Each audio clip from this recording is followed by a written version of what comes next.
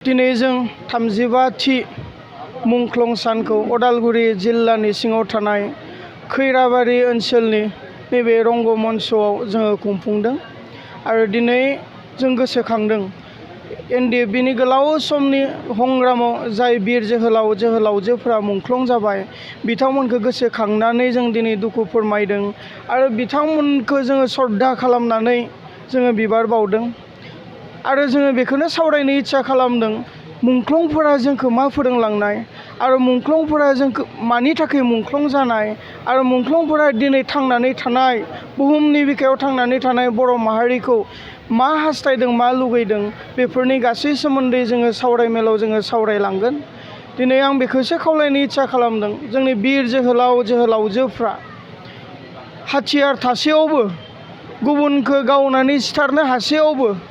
गोबाङा गुबुनखौ बेबायदि इनाय अनागारि खालामालासेनो गावनि जिउखौनो बावलांदों आरो बिनि ओंथिया बेनो हारिखौ अननाय हारिखौ मोजां मोननाय आरो बुहुमनि बिखायाव बर' हारिखौ गावनि राव हारिमु थुनलाइखौ लानानै गावनि हायावनो गावनि सिमायावनो देदगा गोदगायै बर' बायदि थांनानै थानो हानाय बै सिमांखौनो लानानै बे सान्थौ आरो सानस्रिखौनो लानानै जोंनि मुंख्लंफ्रा रोजा रोजा बिर जोहोलावजोफ्रा मुंख्लं जालांदों। आरो बेजों लोगोसे दिनै जिखिनि मुंख्लंफोरनि न'खरनि मानसिफ्राथ' बेयाव फैबाय नङा होमबा दा गोबां बिसोरो दासिमहालागै बिटिआर जिखिनि मोनाखै गोबां दाबो दुखुयैनो दङ बेनि बेलायाव मा बुङो? जोङो सोरबा सरकारखौ माबा मोनसे जोङो बुंनो थाङाखै माबा मोनसे मोननो थाखाय जोंनि मुंख्लंफ्रा गावनि जिउखौ बावाखै हारिया थांनानै थानो थाखाय जिउखौ बावदों नाथाय मुंख्लंफोरखौ जों सिनायथि होनो नांगोन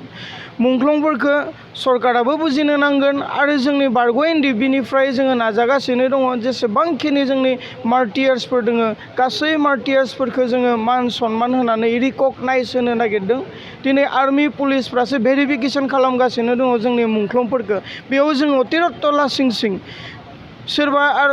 गावसोर बबेबा समावहा आर्मि पुलिसजोंनो दाङाबाजि जानानै गावलायनानै थैबाय आरो बिथांमोनानो दिनै जोंनि मार्टियार्सफोरखौ सार्भे खालामबाय थानाया भेरिफिकेसन खालामबाय थानाया बे लासिं सिंनि बाथ्रा बेनिखायनो जों बर' रायजो राजाफ्रानो जोंनि मुंख्लं न'खरफोरखौ सिक्रिटि होनांगोन जोंनि मुंख्लं न'खरफोरखौ जोङो रिकगनाइज होनांगोन जे बिथांनि गथ'आ बा सोरनिबा हौवाया बा सोरनिबा हिन्जावा बा सोरनिबा बिफाया सोरनिबा बिमाया जेन हारिनि थाखायनो जिउ बावबाय बेखौ जोङो सिक्रिटि होनांगोन बेखौ जोङो रिकगनाइज होनांगोन। फैबाय थानाय समाव जोंनि NDFB इउनाइटेड फार्म आरो CCBIनि नाजानायाव जोङो गासै जोंनि मुंख्लंफोरखौ जोङो रिकगनाइज होनो थांगासिनो दङ। दिनैनि सानाव सार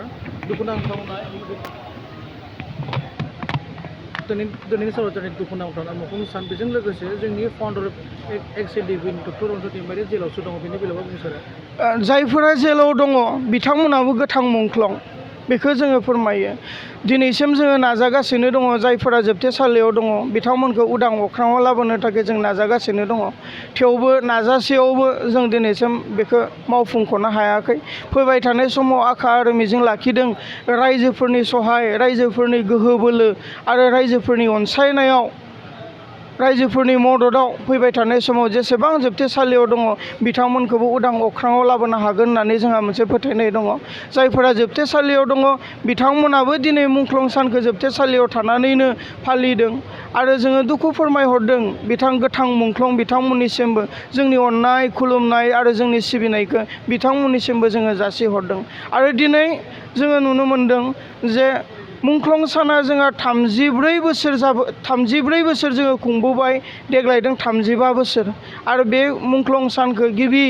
मुंख्लं बि बाम्बुरगोरा बिथां मुंख्लं जाजेननायनिफ्रायनो रोजा रोजा मुंख्लंफोरखौ सरजाबफानानै दिनैनि 14 सेप्तेम्बराव जोङो मुंख्लं सान फालिबोदों नाथाय दुखुनांथावै माखासे हाबाफारिफोरखौ जोङो लानाय नुदों मोनथिखा हसिखा जेन 14 सेप्तेम्बरा मार्टियार्स डे बेखौ मोनथिखा हसिखा गुबुन गुबुन पार्टिफ्रा दिनै गुबुन गुबुन राजनितिक हान्जाफ्रा दिनै आलादा आलादा हाबाफारिफोरखौ जोङो लानाय नुदों आरो बिनि नोजोरखौ जोङो बोदों जेन मुंख्लं सान 14 सेप्तेम्बर मुंख्लं सानखौ अबेबा खनाथिं खोबथेना दोननो नागिरदों नामा। दिनै गावजों गाव नासयलायनायाथ' बर' जाथिनाव जोबखायाखै मुंख्लंफोरखौबो दिनै माखासे पलिटिकेल पार्टिफ्रा नासयनो आरो मुगैनो बिथांमोनाबो नागाराखै बरंसो बुंनो थाङोब्ला बिथांमोनखौबो बाक्सायाव सोलिफुबाय थानाय मार्टियार्स डे अबजारभेशनाव आलासि महरै हांख्रायदों थेवबो मोनथिसेयावबो हांख्रायसेयावबो बिथांमोना दिनै गुबुन आलादा हाबाफारि लादों 10 लाख बिफां गायनानै वर्ल्ड रेकर्ड खालामनो थांदों दिनै बेफोरो दुखुनांथावना आरो लासिंसिं जाय हारिया मुंख्लंफोरखौ मान सनमान होनो रोङा बे हारिया पृथिबिनि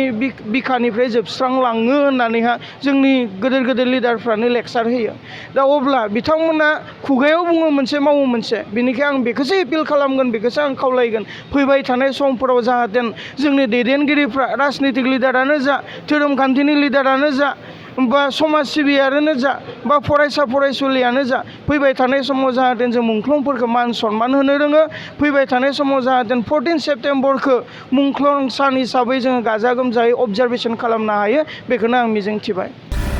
दिनैनिफ्राय जुदि सोरबाफोर जोमैखौ हेरेसमेन्ट होयोब्ला बिनि फिननायखौ आं होगोन